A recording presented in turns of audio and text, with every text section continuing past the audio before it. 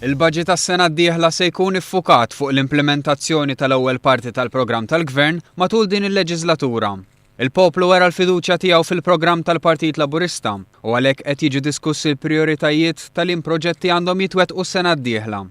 Il-Prim Ministru Joseph Muscat għal dan fi żjara fl-uffiċini ta' Essent Software, kumpanija li llum uffiċjalment fetħet parti ġdida tal-bini tagħha.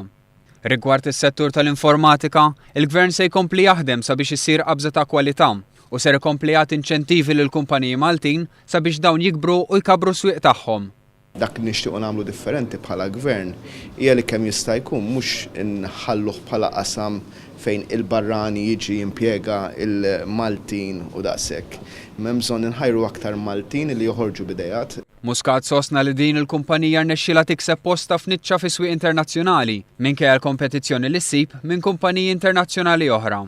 Dan kollu saħaq Muscat iseħħ permezz tal-ħidma u t-talent tal-Maltin. Għaldaqstant huwa qal li l-Malti m'għandux jingħata trattament inqas minn investitur barrani. Dak li rridu li l-Maltin jingħataw iċ-ċans daqs il-barrani f'dan il-qasam ukoll. Din il-kumpanija ilha taħdem għal dawn l-aħħar 10 snin u timpjega madwar 50 speċjalista l-ICT fosthom diversi żgħażagħ.